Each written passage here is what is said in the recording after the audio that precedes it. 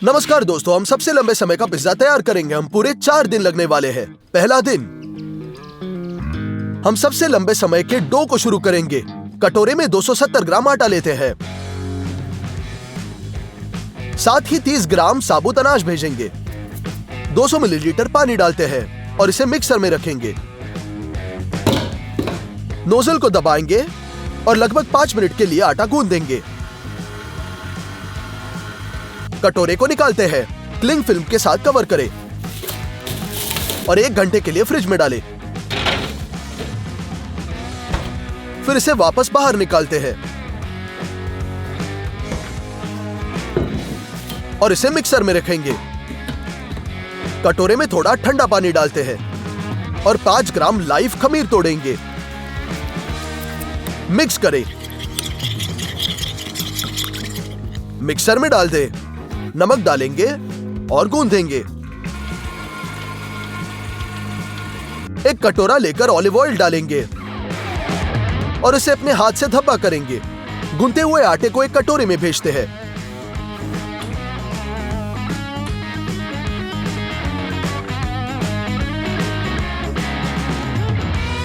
Cling film के साथ cover करेंगे और इसे आधे घंटे तक मेज पर छोड़ दें। इसे बाहर निकालते हैं, सारे साइड्स में फैलाएंगे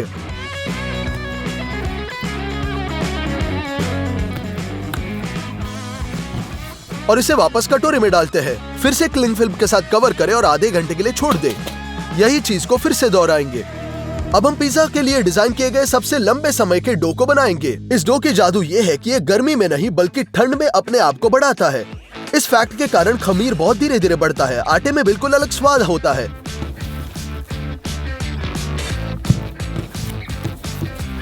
इसे फिल्म के नीचे कटोरे में लौटाते हैं और अब हम इसे 3 दिन के लिए फ्रिज में छोड़ देंगे।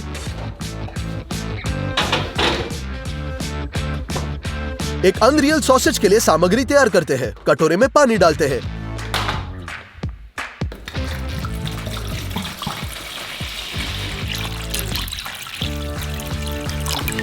काफी नमक डालेंगे और मिक्स करेंगे। हम इस मैरिनेट में बीफ टंग डालते हैं। इसे 1.5 दिन तक भिगोकर मैरिनेट किया जाएगा। इसके अलावा मीट में फैटी पोर्क और बीफ की आवश्यकता होगी। सभी मीट को क्यूब्स में काटेंगे।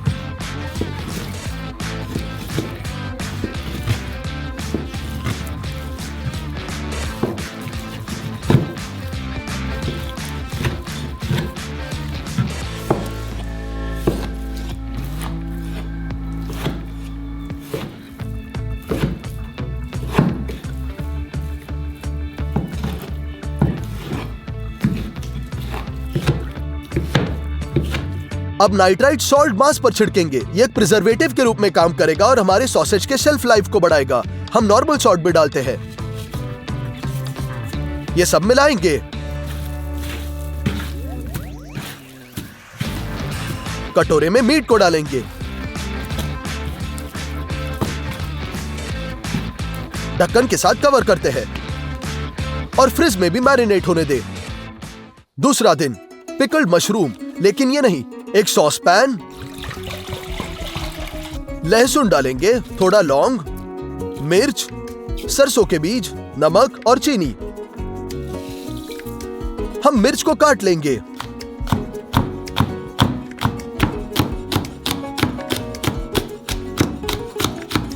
और अचार में भेजेंगे। नींबू को काटते हैं, रस निचोड़ते हैं और स्टफ पर अचार को गर्म करेंगे। जबकि ये गर्म हो रहा है, हम मशरूम्स को काटेंगे।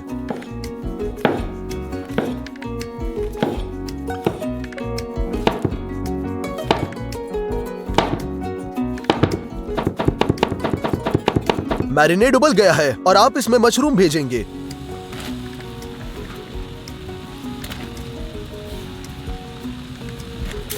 हम इन्हें 20 मिनट तक पकाते हैं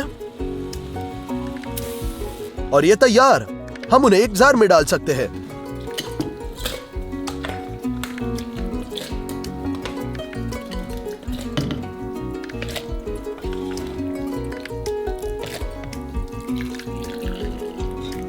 इसे बंद करेंगे और मशरूम को फ्रिज में मैरिनेट करने के लिए छोड़ देंगे। अगला है स्ट्रेचिटेला चीज। एक सॉसपैन में मैक्सिमम फैट वाले दूध के 4 लीटर डालते हैं। घर के दूध का उपयोग बेहतर है क्योंकि हर बार स्टोर से निकलता है।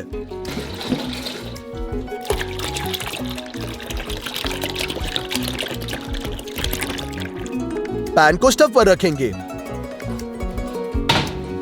थर्मामीटर डालेंगे और ढक्कन के साथ कवर करें। जैसे कि दूध 50 डिग्री तक गर्म होता है, इसे स्टव से हटा देंगे और सिरका डालते हैं 7 चम्मच।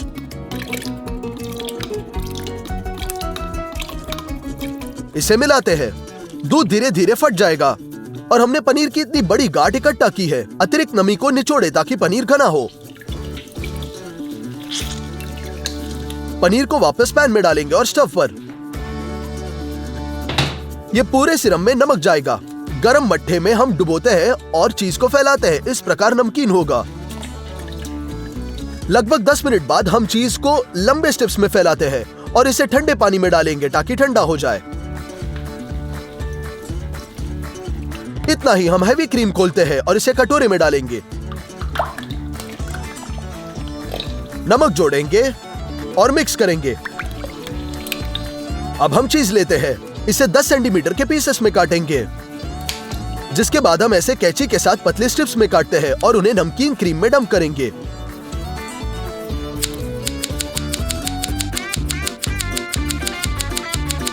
इसी के साथ स्ट्रेचिटेला तैयार। हम इसे फ्रिज में भेजते हैं। क्रीम को भिगोने देते हैं। तीसरा दिन।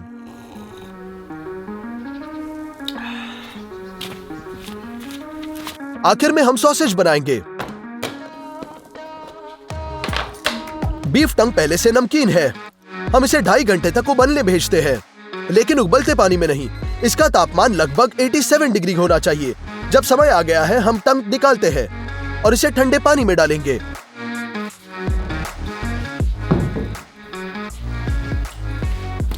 अब एक चाकू का उपयोग करके हम बाहरी आवरण को तब तक काटेंगे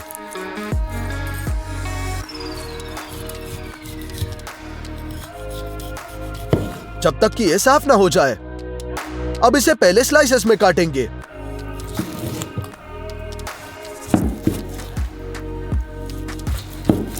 फिर स्ट्रिप्स में और अंत में छोटे क्यूब्स में।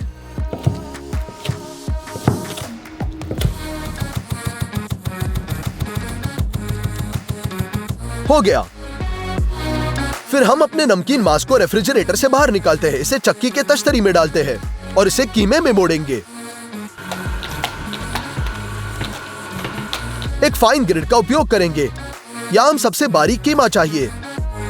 हो गया। अब हम इस कीमे को एक ब्लेंडर में डालते हैं। एक सॉसेज के जूस के लिए फॉस्फेट, लाल मिर्च और बर्फ के बजाय मिल्क पाउडर डालते हैं। हम ब्लेंडर में लगाते हैं और बस इसे एक इमल्शन में पीसेंगे। हो गया। हम इमल्शन को कटोरे में भेजते हैं।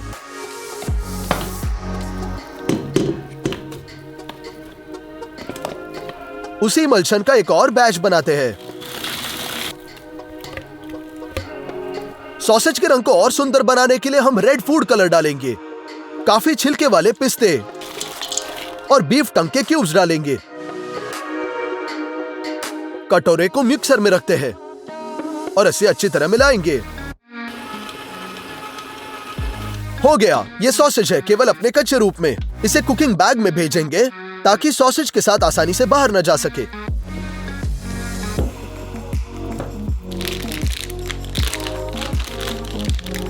वहां, लेकिन हमारे पास सॉसेज कवर नहीं है, इसलिए खुद बनाएंगे। हम थर्मल पैकेज को लेते हैं, जरूरी लंबाई का एक टुकड़ा काटेंगे, फिर हम इसे बीच में मार्क करते हैं और वैक्यूम क्लीनर की मदद से हम इसे लाइन के साथ बिल्कुल जोड़ेंगे। उसके बाद हम सीम के साथ काटेंगे।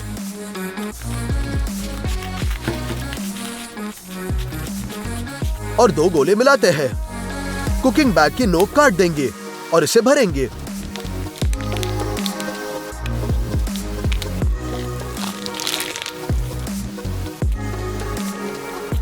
एक किनारे को मोड़ते हैं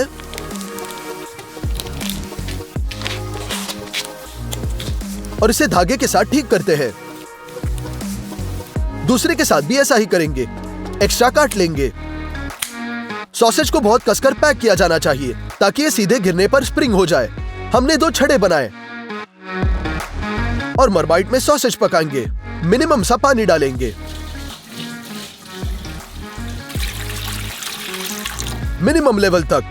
पानी के साथ गैस लिमिट सेट करते हैं। मैक्सिमम हीटिंग सेट करेंगे। मेरे पास 80 डिग्री है। सभी को गर्म करने के लिए समय देंगे और सॉसेज पकाएंगे। खाना पकाने के आधे घंटे बाद हम थर्मामीटर चिपकाएंगे और पहले से ठंडा पानी तैयार करेंगे। जैसे ही सॉसेज 70 डिग्री का होता है, हम इसे बाहर निकालते हैं और जल्दी से ठंडा करेंगे।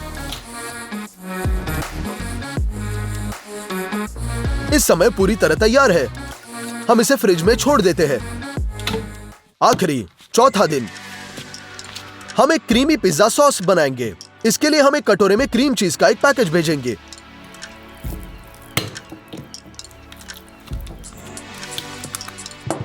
इसमें सूखी बेसिल, नमक और 200 मिलीलीटर बहुत हैवी क्रीम डालेंगे। एक बहुत घनी क्रीम के लिए मिक्सर से ये बीट करना बाकी है। ये सॉस तैयार। अब हमें लाल प्याज चाहिए। इसे छीलेंगे।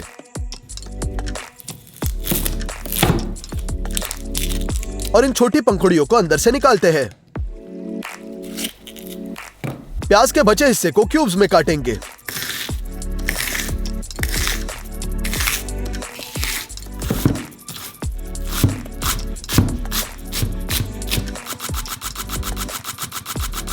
मैं लीक का भी इस्तेमाल करूंगा। हम इसे आधे में काटेंगे। चीरा बनाएंगे और इसे बारीक काटते हैं।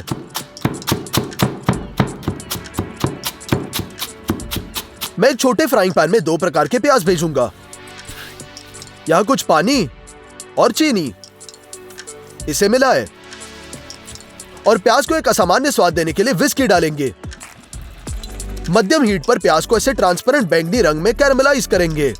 वो तैयार है। हम इसे कटोरे में डालते हैं। प्याज के पंखुड़ियों को बस जल्दी से तला जाएगा। अपने पिज्जा को इसे वुड फायर ओवन में पकाएंगे। बस जलाऊ लकड़ी जोड़ने की जरूरत है ताकि ये ठीक से गर्म हो।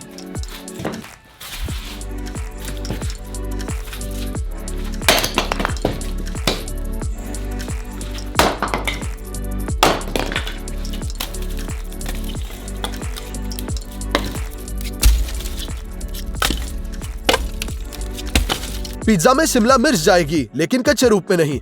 उन्हें सीधे आग में फेंक देंगे। 2 मिनट और रोस्ट हो चुके हैं। हमें यही चाहिए। हम जली हुई स्किन को चाकू से खुरेशते हैं।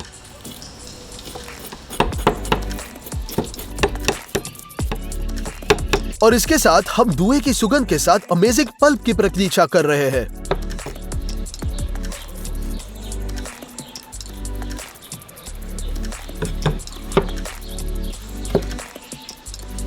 और क्यूब्स में काट लेंगे।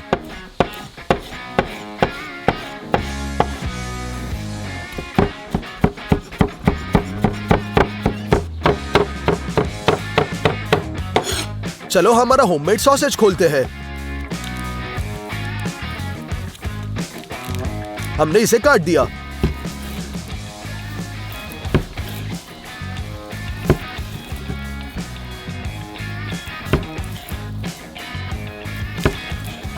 खैर चलो डो पर चलते हैं। सूजी को फावड़े पर छिड़केंगे ताकि आटा चिपक न जाए। अपना स्टू पर स्ट्रेचेबल आटा निकालते हैं। इसे स्पैचुला पर फैलाते हैं और इसे अपने हाथों से कुचलते हैं। इसके बाद हम पिज्जा बेस को इस तरह से उछालेंगे और स्क्रॉल करके फैलाते हैं। और इसलिए आटा पूरे फावड़े को ढकने के लिए पर्याप्त नहीं है। पहली परत सॉस है। हम इसे फैलाएंगे और आटे पर धब्बा करते हैं। इसके बाद हमारे होममेड सॉसेज के टुकड़े आते हैं।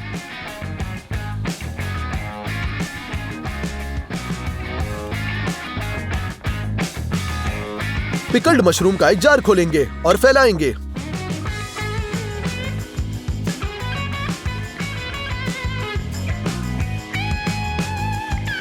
मेन बात इसे समान रूप में फैलाना है। अगला है स्ट्रैचिटेला चीज। हम इसे पिज्जा पर 4 जगहों पर बिछाएंगे।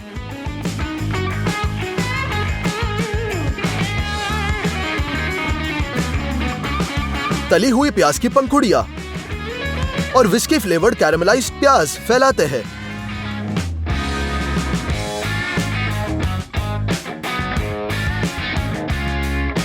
स्मोक्ड अरोमा वाली शिमला मिर्च के पल्प को बिखेरते हैं।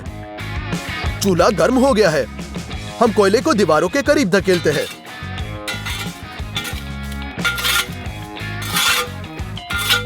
राख को दूर करेंगे और पिज्जा को गर्म पत्थरों पर ओवन में भेजेंगे।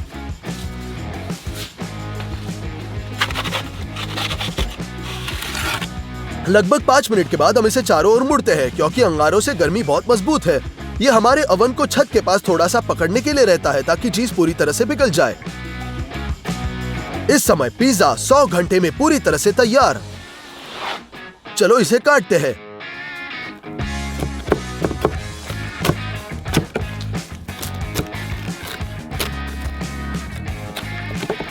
और ट्राई करेंगे। पिज्जा बहुत स्वादिष्ट है और जो सबसे स्वादिष्ट है वो है डो। वहाँ एक धमाके के साथ क्रस्ट खाए जाते हैं। मुझे लिखे 100 घंटे में और क्या पकाना है। लाइक और चैनल को सब्सक्राइब करें। सभी को अलविदा।